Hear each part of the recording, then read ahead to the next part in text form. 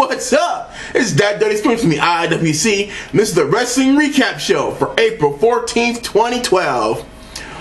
Well, I've got to say, I have been gone for a minute. WrestleMania kind of burned me out, and I had a couple of personal things I had to go take care of, but I am back, and this week we got a full plate, including what happened on Raw, Throwback, SmackDown, and the Go Home Show for Lockdown.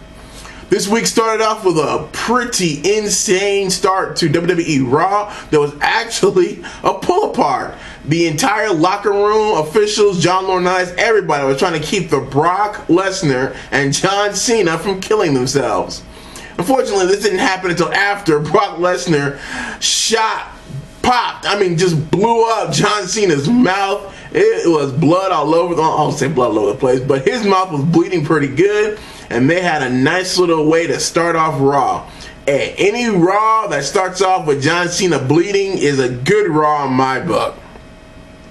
And this episode also had the one problem that I had was we're already getting Brock Lesnar versus John Cena, no stipulations, in Chicago at Extreme Rules.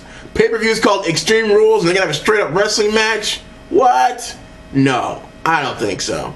What I'm hoping for, and this is just me hoping, I don't know, I'm not doing the prediction show yet, but I'm telling you, here's what I'm hoping, that John Cena gets destroyed in Chicago, spends the rest of the summer laid up in a hospital in California somewhere, comes back at SummerSlam. That's just what I want to happen.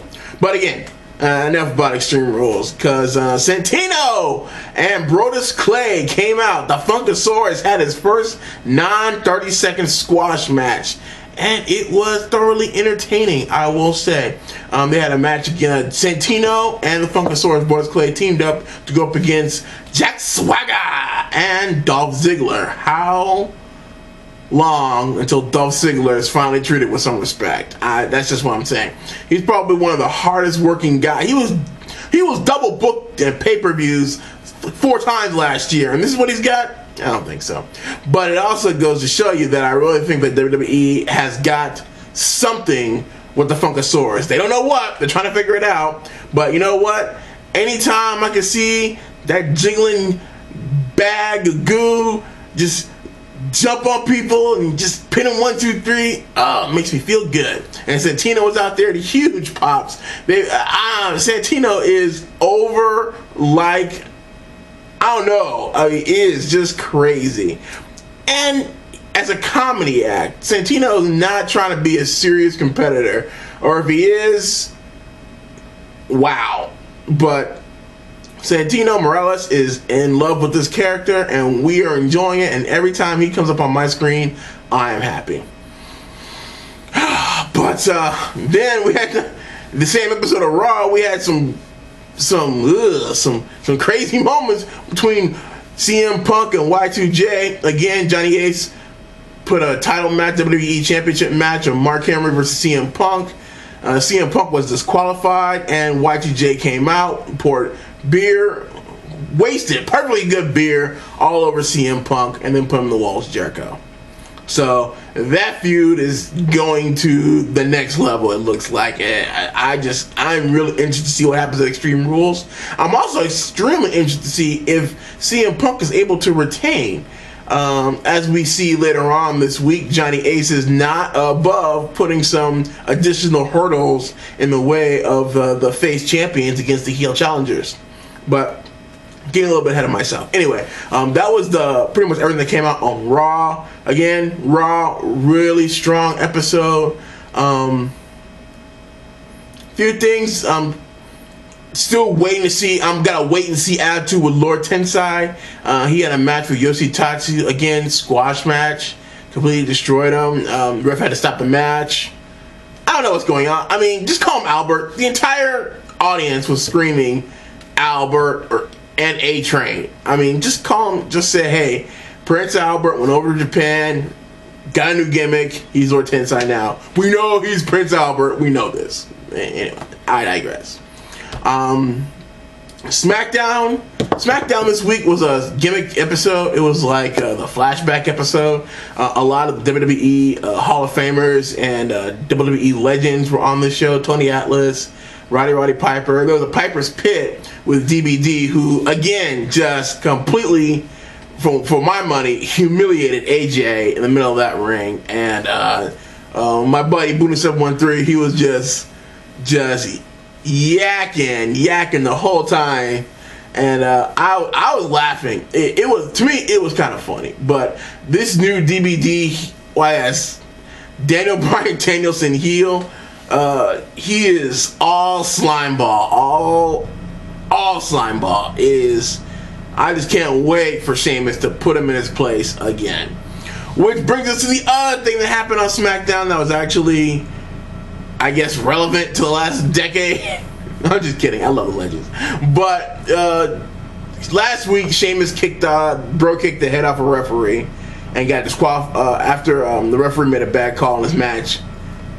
This week, John Laurinaitis fined him $500,000. Okay. And then put him on permanent probation, whatever the hell that means. So if Sheamus accidentally hits a referee, he's going to lose his title. So like I said, Laurinaitis is not above being in the equation whenever one of his face champions goes up against a heel challenger. We do not know exactly who Sheamus' opponent. Actually, no, I take it back. We do. I'm sorry. I'm reading the rest of my notes. It is going to be a 2 out of 3 falls. Sheamus versus Daniel Bryan Danielson at Extreme Rules for the World Heavyweight Championship. All right, there. I knew it was there. See, reading fundamental. Anyway, that's pretty much everything that happened on SmackDown, and then Impact this week. This was the big go-home show for Lockdown. Later on tonight, I will have my Lockdown prediction show. Yeah, I know, super late. Probably nobody's going to see it, but I'm going to do it anyway because I think that I owe it to you guys to tell you who I think is going to win the matches, which is basically who's going to win the matches, because I just get it like that. Not really. And I'm just weird like that. I really like it. I'm going to enjoy making the video. It's TNA. It's going to be in theaters. It's in Nashville. They're on the road. It's a real show. I figure I'm going to give them a fighting chance of being legitimate, or at least relevant. This week, Impact Wrestling signed a new 2-year deal with Spike.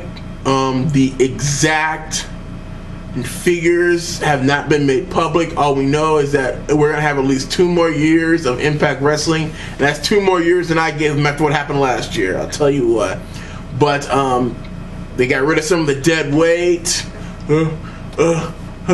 Vince Russo.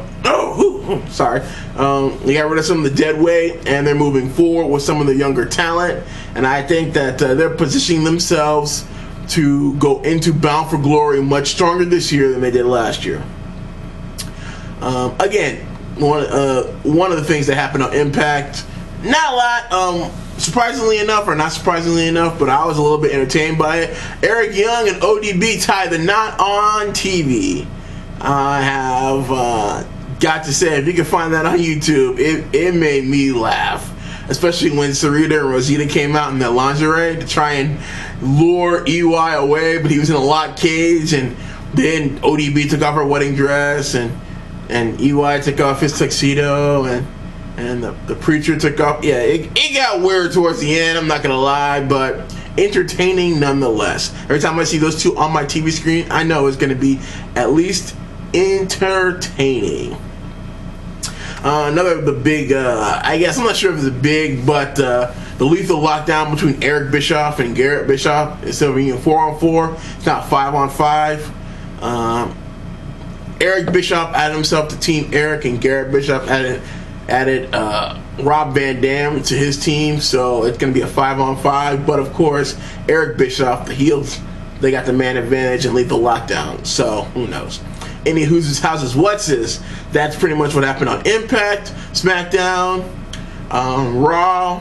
Some not so happy news came out of WWE this week. It looks like the Bellas are positioning themselves to not sign a new contract after this month, so they're probably going to be gone from WWE. It's a sad day to all of us who are really entertained by what those two girls do in a WWE ring.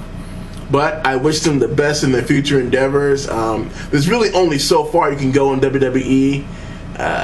you're either somebody's girlfriend or you're fighting with some other girl. There's not a lot that they can do. I mean, there's a lot they can do, but there's really not a lot they can do. And I just hope, I wish them the best in everything they do, and I'm gonna miss them so much because they were so pretty.